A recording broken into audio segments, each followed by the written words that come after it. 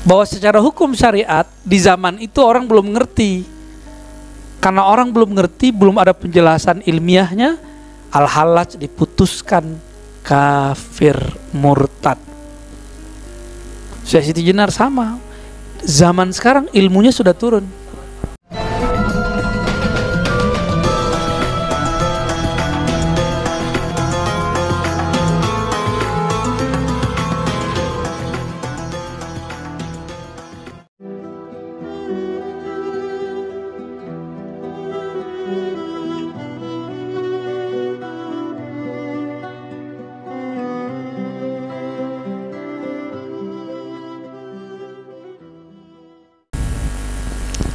Al-Hallaj nggak ada urusannya nantang Allah, nantang Rasul.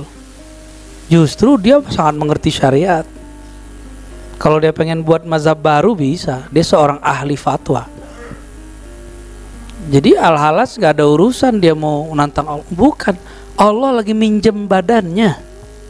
Allah lagi minjam jasadnya, nafasnya, kolbunya, bahkan ruhnya. Dan ruh itu sudah selesai, udah. Jadi nggak ada urusan dia nantang Allah. Dia ngomong anal haq, bukan dia ngomong. Saya mau tanya, tubuh antum ini punya antum atau punya siapa? Bener. Allah boleh pinjam nggak? Masa punya dia pinjam?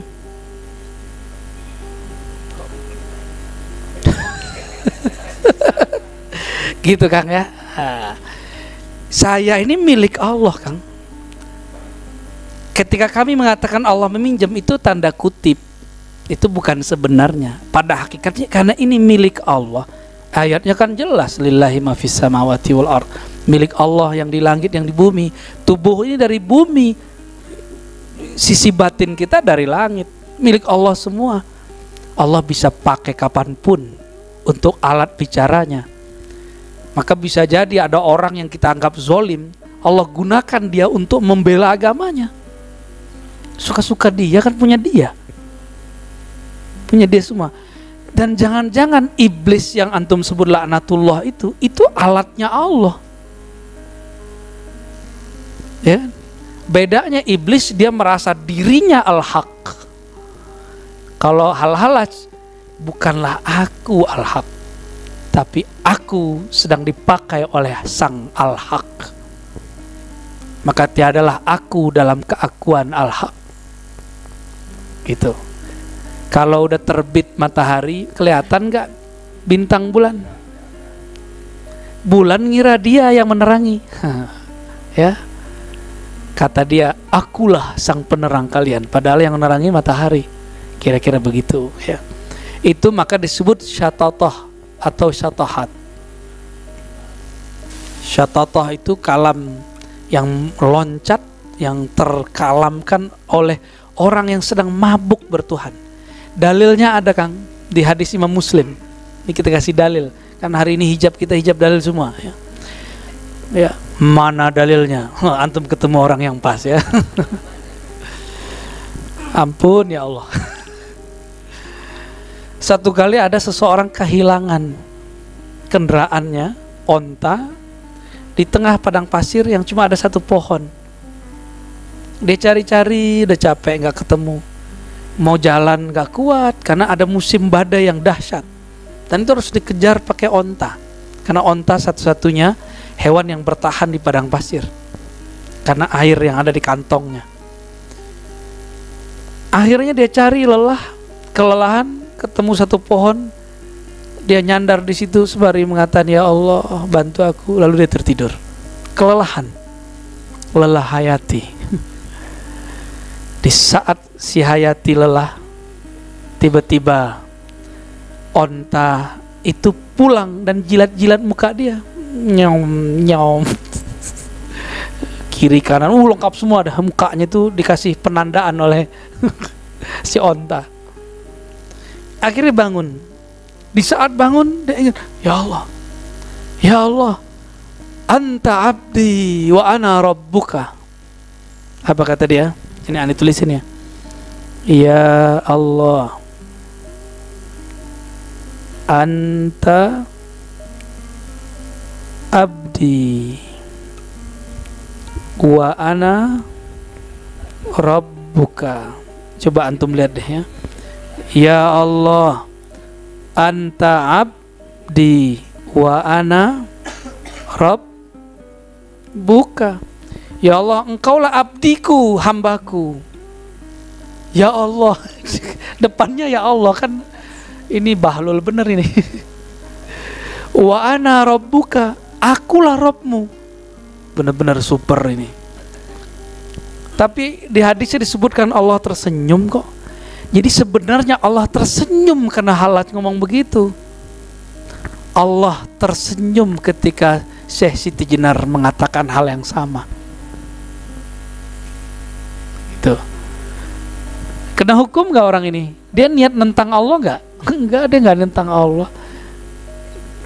Punya Allah, ya Allah pakai. Nah ini dibuat munqalib namanya, kebalik-balik gitu ya. Apa? Gurunya kan baca takdir bahwa secara hukum syariat di zaman itu orang belum ngerti. Karena orang belum ngerti, belum ada penjelasan ilmiahnya, Al-Hallaj diputuskan kafir murtad. Syekh Siti Jenar sama. Zaman sekarang ilmunya sudah turun. Enggak ada. Ya. Itu sunnatullah para wali. Bahwa ada wali yang bergerak di bagian syariat, ada wali yang bergerak di bagian thariqat, ada yang hakikat, ada yang ma'rifat. Gitu, ya. Itu tugas-tugasnya. Tugas semua itu. Emang Sunan Kalijaga, sunan-sunan itu nggak ngerti persoalan sunan Syekh Siti? Ya, sama, maka lebih tinggi Syekh Siti Jenar kali daripada mereka. 11-12 lama Sunan Kalijaga. 11-12 tuh makom. Sama Imam Junaid kan 11-12, mungkin lebih tinggi Al-Hallaj kali. Karena semakin akhir zaman, Imam Junaid gurunya Hallaj wafatnya 297, Al-Hallaj 309. Tahunnya udah beda. Semakin bertambah masa, kamu Isa, kamu Ibrahim gitu. Dia ngomong tentang ruhul atau tanazul. Tapi di zaman itu orang belum ngerti istilah namanya tanazul. Apa namanya? Orang taunya tanasuh. Tanasuh itu reinkarnasi, nggak ada di ajaran Islam. Istilah tanazul belum turun. Sekarang orang udah ngerti. Maka nanti di antara wali-wali akhir zaman itu ada yang backup ruhnya adalah ruh Nabi Ibrahim. Gitu. Nabi Ibrahim diturunkan kembali, ditanazulkan kembali kepada dia. Sebagaimana para syuhada mengatakan, ya Allah, hidupkan kami kembali, lalu kami berjuang. Itu syuhada, apalagi para aulia, apalagi para nabi. Maka nabi yang 124.000 kembali ruhnya turun berjuang di akhir zaman. Kembali semua. Tapi karena tanasuh, reinkarnasi, tidak ada namanya kelahiran tubuh kembali, nafsiyah kembali. Tanasuh itu nafsiyah, jiwanya. Ini yang ada di film-film Korea tuh ya. Aneh nonton juga soalnya. Haram Bang Dik. Ente aja yang buat fatwa, aneh bilang halal. Ya. Nah, tanazul itu ruh. Beda dengan nafsiyah. Jadi tanasuh, reinkarnasi itu berakibat kepada tidak adanya alam barzakh, tidak adanya alam akhirat. Kalau tanazul nggak ada urusannya. Tanazul itu cuma ruh bertugas, masuk ke alam balik lagi, masuk ke alam sana balik lagi, begitu aja. Dan jatahnya ada 9 kali turun, 7 kali turun, 5 kali turun, 3 kali turun. Ya, biasanya begitu. Ya. Maka nanti misalnya nih, Al-Hallaj udah nggak tahan, dia melafazkan itu sebelum masanya, tapi sebenarnya bukan begitu. Itulah muqaddimah bagi kita, ibrah bagi kita zaman sekarang. Ya, jangan heran antum nanti ketemu guru aneh terus bilang, ente tanazul ruh fulan. Itu biasa itu. Ini udah diilmiahkan sekarang. Ente tanazul ruh sahabat fulan. Itu bukan reinkarnasi. Oh, ente tanazul Sayyidina Ali, Om Abu Bakar. Kan mereka turun semua nanti. Jumlah sahabat berapa? Aneh tanya. 124.000. Jumlah Nabi berapa? Ini sahabat nih. Sahabat Nabi segitu juga. Berarti spiritnya sahabat itu spiritnya para Nabi yang 124.000 itu tanazul semua. Ya, nanti siap-siap ilmu ini bakal diturunkan semua oleh guru kita. Jadi antum ini punya nasab ruhani ke atas. Kalau benar nih nafsiyah kita bisa diatur, diurus, maka ruhnya, spiritnya akan turun kembali berjuang bersama kita. Oleh beliau kelihatannya bukan ente yang kelihatan, tanazulnya yang kelihatan.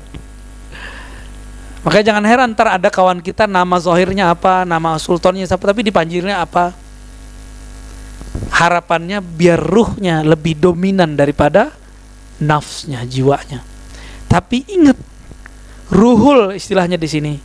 Ruh atau ruhul, tanazulnya ruh kita sebut ruhul. Ini bisa hilang.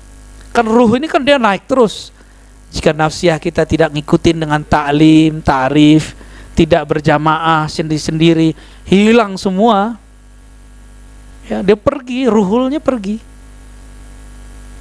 Ya. Karena ruh itu maunya kepada orang yang siap berjamaah, siap berkorban waktu, pikiran, ya, kesempatan, materi, imateri. Jadi nanti antum harus berjuang, Bang, harus berkorban semua. Jangan cuma korban waktu, semuanya kita korban. Tanya Kang Mulisin, korban apa dia? Kang Hafiz, korban apa dia? Udah banyak. Bukan hanya perasaan, Bang Dik. Tapi perasaan itu salah satu yang paling berat. Itu paling berat, lebih berat dari fulus, lebih berat daripada waktu, ya. Diaduk-aduk semua. Tanya tuh teman-teman itu. Dan itu lebih dahsyat daripada zikir 70.000. Antum zikir 7.000 sendiri dapat. Kalau berhasil menghadapi orang-orang PA nih, ya, diomongin sama dia, ya kan? Antum ngomong, dia ikut ngomong, ya kan? Itu kan ujian. Tersinggung nggak? Kalau nggak tersinggung, antum selamat. Ya, jadi Bang Dik nggak boleh tersinggung kalau dia ikut ngomong. Biasa aja kita. Ya. Ini latihan kita semua Bang Dik. Wallahu a'lam bis shawab.